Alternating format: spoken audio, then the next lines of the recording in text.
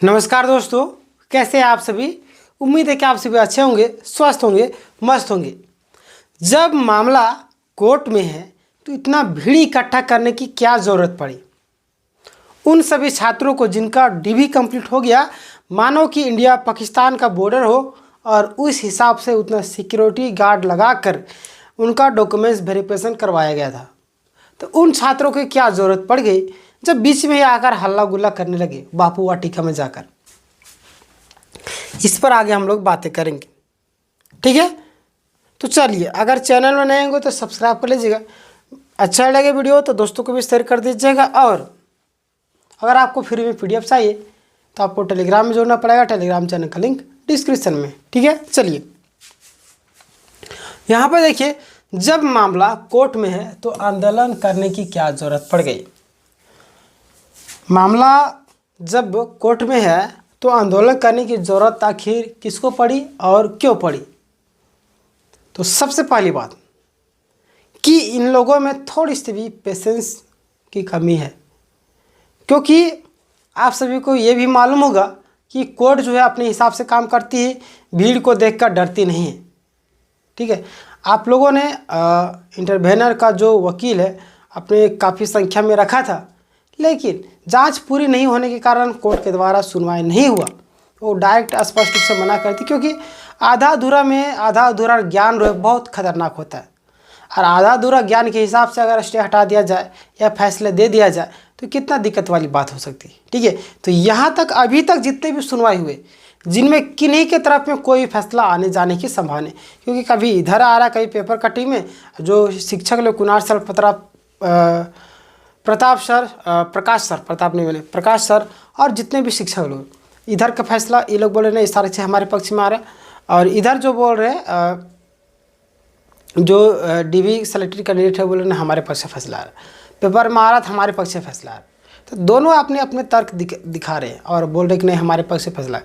तो ऐसा कोई प्रूफ नहीं आया जिन्हें पता लगा सके कि किसके पक्ष में फैसला जा रहा है, यानी कि कोर्ट के द्वारा मैं बात कर रहा हूँ। ऐसे तो प्रूफ बहुत सारे, कुणाल सर आके डायरेक्ट स्पष्ट बता दिए कि हम लोग प्राइवेट FSL करवा चुके, ठीक है। और जहाँ तक FSL रिपोर्ट की बात रही तो जो CID कंप्लीट करवाई है उनमें भी पता चला है कि कोई भी छेड़छाड़ नहीं की गई है। और हमारे WhatsApp का चैट, जो टेलीग्राम चैट है और भी चीज़ें हैं, तो उसमें भी कोई ऐसी चीज़ें नहीं आ रही है छेड़छाड़ की। तो सारा चीज़ पॉजिटिव है। ये तो रही सर की बात। अब बात करते हैं हम लोग डीवी सेलेक्टेड कैंडिडेट की। वो लोगों का कहना कि देखिए CID जांच कर रहे थे, CID पेपर में तो रोज़ दिन आ रहा था अभी कि सारा चीज़ हो रहा है। नेपाल गए 28 लोग, वहाँ से पढ़े प्रश्न पत्र को, यानी कि प्रश्न पत्र, यानी कि ओरिजिनल प्रश्न पत्र नहीं मिला वो लोग को, पैसे वहाँ पे दिए, प्रश्न पत्र देने के नाम पर लोगों को बुलाया गया था और पैसे मतलब कि लिए गए, लेकिन प्रश्न पत्र नहीं दिए। वहाँ से जब विद्यार्थी लौटे तो उनमें से 8 लोग पास हुए, 28 लोग गए थे, ठीक है। 20 लोग पता नहीं किस हिसाब से फेल हुए। अगर प्रश्न, इसमें भी थोड़ा सा डाउट हो जाता है कि जब प्रश्न पत्र था तो कि इतने नालायक लोग थे जो रट भी नहीं पाया अच्छे तरीके से। ये भी सोचने वाली बात है। अगर मान लिया जाए 28 लोग गए थे, ठीक है, 28 लोग गए थे, इनमें से सिर्फ और सिर्फ 8 लोग पास हुए। कहाँ के? नेपाल कनेक्शन की बात कर रहा हूँ। तो जो 20 विद्यार्थी थे, जो 20 विद्यार्थी थे, क्या ये लोग नालायक थे? यह प्रश्न पत्र को, यानी उनके आंसर को रट ही नहीं पाए। ये भी तो सोचने वाली बात है, क्योंकि अगर इसके आधार पर बोला जाए तो समझिए कि प्रश्न पत्र लीक नहीं हुआ था। इसका मतलब अगर प्रश्न पत्र लीक होता तो इनमें से लगभग कम से कम 20 लोग तो पास होना ही चाहिए। 8 लोग मान लीजिए कि अगला पगला लोग गया होगा, पैसा दे दिया होगा, बाप का प्रॉपर्टी होगा, तो वो लोग पास नहीं होगा। लेकिन इतने लोग पास ना हो, सिर्फ और सिर्फ 8 लोग पास, ये भी शक के दायरे में रखता है। लेकिन ये तो खुलासा हो गया जाँच के टाइम में ही, जाँच में सारी चीज़ें क्लियर हो जाएगी। अभी आप लोगों को लग रहा है जो भी करवाए कैंडिडेट उनको क्या बातें बोल रहे हैं, मन कर रहा प्रणाम कर ले गुरुजी आपको। चलिए, आपके पास से फैसला जा रहा है, ठीक है।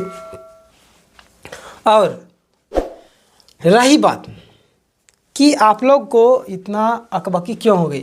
जब मामला कोर्ट में है, कोर्ट में सुनवाई 7 तारीख को, तो अकबकी किस चीज़ थी जो बापू वाटिका में 3 तारीख को यानी कि कल आप लोग जा कर के मीडिया बैठ दे रहे थे, ये है वो है। मैं 3-4 लड़का लोग ऐसे मैं देख रहा था जहाँ पे वो लोग हर एक चैनल, छोटा मोटा भी चैनल है, वहाँ पे भी जाके एकदम लगातार जहाँ पे इंटरव्यू हो रहा है वहाँ पे जाके बता रहे आज ये हो गया वो हो गया, हम लोग के पक्ष में ये हो रहा है वो हो रहा है। फिर दूसरा मीडिया वाला बायोस्कोप में मैंने देखा वहाँ पर भी जा रहा है, फॉलोअप में देखा वहाँ पर जा रहे हैं, और भी कई सारे चैनल है वहाँ पर भी लगता 1-2 बंदा को लगातार मैं दिख रहा हूँ। तो शायद हो सके उनका भी ना हो, मैं नहीं बोल रहा, भगवान करे आपका हो, आप जेन्युइन कैंडिडेट अगर होंगे तो। लेकिन मान लिया जाए कि पेपर लीक नहीं होता है, ठीक है, और जो लोग मीडिया में आकर बैठ दे रहे हैं तो उन लोगों के ऊपर किस तरीके से बीतेगा अगर उनका सिलेक्शन नहीं होगा तो। मुँह देखने लायक होगा, अगर वो मिल जाती तो कितना अच्छा रहता, देखने के लिए कितना आनंद आता उस समय। तो हल्ला करना, उछलना कूदना ये सब गलत बात। जब मामला कोर्ट में है तो कोर्ट किसी की नहीं सुनती, प्रूफ की सुनती है। प्रूफ आपके पास है तो आप लोग के लिए बहुत ही ज़्यादा रास्ता आसान हो सकता है, ठीक है। हाँ, तो कुणाल सर जिस तरीके से बातें कर रहे हैं तो डेफिनेटली उनका रास्ता साफ है, सारी चीज़ उनके पक्ष में आ रहा है, पॉजिटिव आ रहा है, ठीक है। और रही बात आप लोगों की, तो आप लोगों के लिए भी तो पॉजिटिव आ रहा है। आज CID में आज ये आ गया, सीजल के नाम पर लोगों को झांसा दिया गया, पैसे वगैरह भी लिए गए, लेकिन प्रश्न पत्र नहीं दिया, तो आपके पक्ष से फैसला नहीं आ रहा है।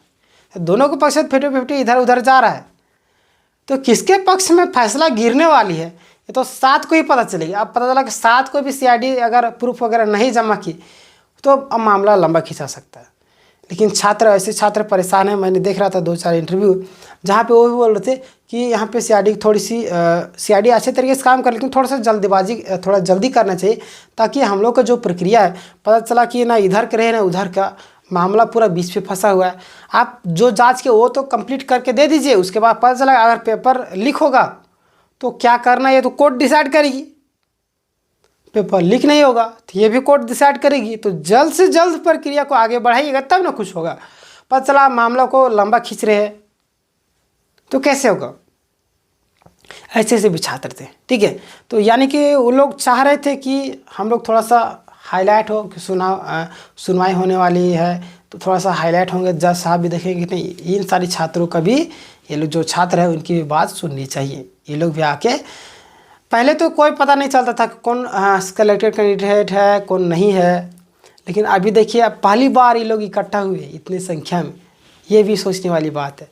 तो लोगों में भी एकजुटता आ रही धीरे धीरे। चलिए ठीक है।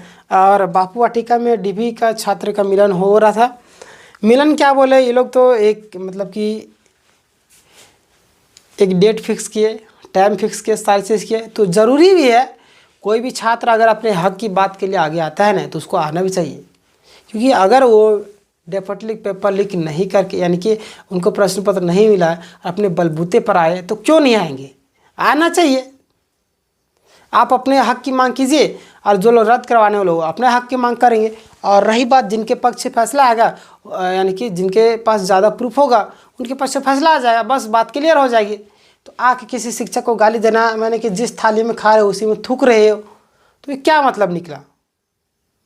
किसी शिक्षक को नाम लेकर तो ये पढ़ाता नहीं है, ये कोचिंग के ऐसे चला रहा है, वो है वो खुद सेटिंग करवाया है, तो कुनलवा तो क्या का, मतलब बहुत सारी चीज़ें बोल रहे। इस तरीके से नहीं बोलना चाहिए। अपनी मान मर्यादा सारी चीज़ बचा कर रखनी चाहिए, ठीक है। एक स्टूडेंट हो, स्टूडेंट की भावना को मतलब कि स्टूडेंट की तरह रहना चाहिए। बाकी भाई आप लोग तो खुद समझदार है। अगर आप लोग जैसे सीजल एग्ज़ाम निकाले तो आप लोग के पास कॉमन साइंस, मोरल साइंस हर एक चीज़ होगा, लेकिन उन सारी चीज़ों का बुद्धि का प्रयोग कीजिए, ठीक है। क्रोध ऐसा चीज़ है जो इंसान को डुबा देती है। क्रोध में कुछ भी डिसीजन नहीं लेनी चाहिए, ठीक है। बाकी बात मैं तो आपको डिटेल में बहुत सारी चीज़ें बता भी दिया। तो आप लोगों को क्या लगता है कि जैसे सीजल में जो मामला है किनके पक्ष में जा रहा है, आपके अनुसार अपने दिल से पूछ कर बताइएगा जवाब, ठीक है। बाकी बात, चैनल में अगर नए होंगे तो चैनल को जरूर सब्सक्राइब करिएगा, बेल नोटिफिकेशन भी दबा के ऑल करिए, ताकि लाइव क्लासेस होंगे उसकी जो नोटिफिकेशन है सबसे पहले आप तक जाए, ठीक है। मिलेंगे नेक्स्ट वीडियो में, तब तक के लिए अपना ख्याल रखिएगा। जय हिंद, जय भारत।